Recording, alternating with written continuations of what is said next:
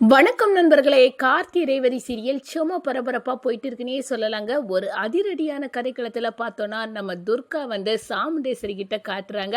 அம்மா, நான் ஏற்கனவே நவீனுக்கும் எனக்கும் கல்யாணம் ஆயிடுச்சு அப்படின்னு தாலியை கட்டி தெறிக்க விடுறாங்க சாமுண்டேஸ்வரியை. அதை பற்றி தான் நம்ம இந்த வீடியோக்குள்ளே பார்க்க போகிறோம். அதுக்கு முன்னாடி சேனலுக்கு லைக் அண்ட் சப்ஸ்கிரைப் பண்ணுங்கள் ஃப்ரெண்ட்ஸ். பக்கத்தில் இருக்க பெல் ஐக்கானையும் கிளிக் பண்ணுங்கள். அப்போ தான் நான் போடுற ஒவ்வொரு வீடியோவும் நோட்டிஃபிகேஷனாக உங்களுக்கு கிடைக்கும். வாங்க ஃப்ரெண்ட்ஸ், வீடியோக்குள்ளே போகலாம்.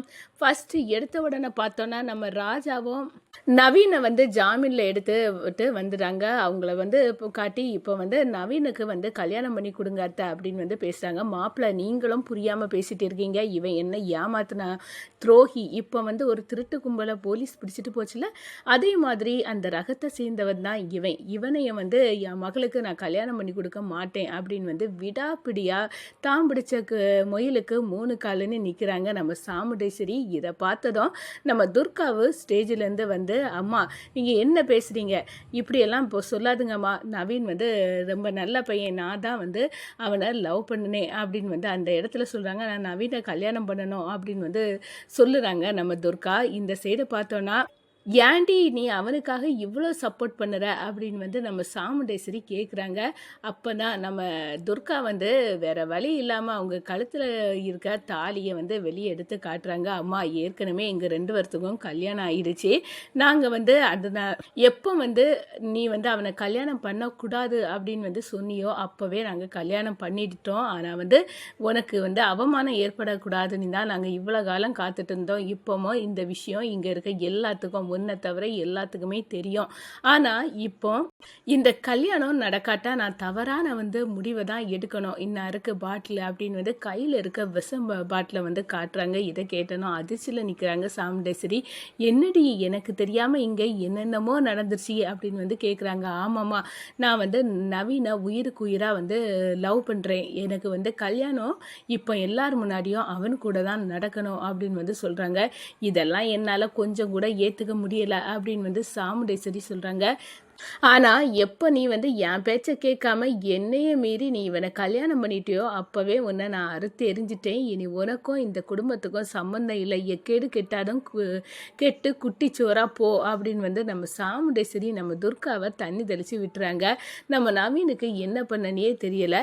அந்த நவீன் துர்கா கிட்ட சொல்கிறாங்க, பொறுமையாக இரு, அத்தைக்கு என் மேலே உள்ள கோபம் நியாயமானது தான். நம்ம அவங்களுக்கு தெரியாமல் இந்த கல்யாணத்தை பண்ணினது எவ்வளோ பெரிய தப்பு.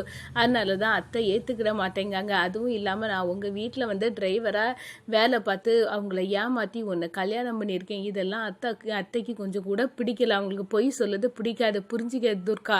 ஆனால் அவங்கள பொறுமையாக சமாதானப்படுத்தலாம் அப்படின்னு சொல்கிறாங்க. இப்போ அதுக்கு என்னதாங்க பண்ணது? அம்மா எவ்வளோ பேர் எடுத்து சொன்னாலும் அதை புரிஞ்சிக்க மாட்டேங்கிறாங்களே அப்படின்னு சொல்லுறாங்கங்க துர்கா. உடனே நம்ம சின்னத்தை அதாங்க சந்திரா சொல்கிறாங்க, அக்கா, உன் வீட்டில் எல்லாருமே இப்படி தான் உனட்டு இருந்து எல்லாமே மறைச்சி ஏகப்பட்ட பொய் அப்படி தான் வாழ்ந்துட்டு இருக்காங்க. இதுக்கு எல்லாம் காரணம் இன்னைக்கானே டிரைவர் மாப்பிள்ள அவன் தான் இந்த நவீன இந்த வேலையெல்லாம் துர்கா கழுத்தில் தாலி கெட்ட சொன்னதெல்லாம் அவன் தான் அப்படின்னு சொல்கிறாங்க. உடனே நம்ம சாமுண்டேஸ்வரி, நீ எதுக்கு எடுத்தாலும் இந்த ரேவதியோட மாப்பிள்ளைய குறை சொல்லியதை உன்னோட வேலையாக போச்சு, வாயை மூடு சந்திரா அப்படின்னு அந்த இடத்துல சொல்கிறாங்க. ஆனால் இப்போ நான் இவங்க 2 பேர்த்துக்கு கல்யாணம் என்னால் நடத்தி வைக்க முடியாது அப்படின்னு சொல்கிறாங்க. சரிக்கா, நம்ம அப்போ இங்கேருந்து கிளம்பலாம் அப்படின்னு சந்திரா நம்ம சாமுண்டேஸ்வரியை கூட்டிகிட்டு போகிறாங்க. அடுத்ததாக நம்ம நவீன் எப்படி நீங்கள் இனி வாழணும், அதுக்கு ஒரு இடம் தேவை. நீங்கள் பேசாமல் நம்ம பரமேஸ்வரி பாட்டி வீட்டில் 2 பேரும் போய் வாழுங்க அப்படின்னு அந்த இடத்துல ஐடியா கொடுக்குறாங்க. பரமேஸ்வரி பாட்டி நம்ம ஹாஸ்பிட்டலில் அந்த சண்முகம் எப்படியாவது கண்ணை விழிப்பான். அவன் உண்மையை சொல்லுவான். நம்ம சாமுண்டேஸ்வரி கிட்ட அவங்க அம்மா சாவுக்கு காரணம் நாங்கள் இல்லை, எங்கள் குடும்பம் இல்லை, இத்தனை வருஷமாக பழி ஏற்றுட்டு இருந்த எங்களை கண்டிப்பாக அவன் காப்பாற்றுவான், நாங்கள் காரணம் இல்லை, அதெல்லாம் அந்த முத்து வேல் தான் காரணம் அப்படின்னு கண்டிப்பாக சொல்லுவான். அதோட இந்த பழைய குடும்ப பகையெல்லாம் அப்படியே மாறி போயிடும் அப்படின்னு பரமேஸ்வரி பாட்டி கடவுளை வேண்டிக்கிட்டு ஹாஸ்பிட்டலில் காவல் இருக்காங்கங்க. அங்கதான் நம்ம நவீனம் துர்காவையும் நம்ம ராஜா சரி, நீங்க 2 பேரும் சேர்ந்து வாழ இதை விட பாதுகாப்பான இடம் வேற கிடையாது அப்படின்னு அங்க கூட்டிட்டு போறாங்க. நம்ம சந்திராவோ நம்ம சிவனாண்டிக்கு கால் பண்ணி நம்ம திட்டத்தை எல்லாம் இந்த ராஜா நம்ம தவிடு பொடி ஆயிட்டான். இப்ப நம்ம துர்காக்க வாழ்க்கையில நம்ம இனி விளையாட முடியாது. கண்டிப்பா வந்து துர்காவும் நவீனும் சேர்ந்து வாழ தான் போறாங்க.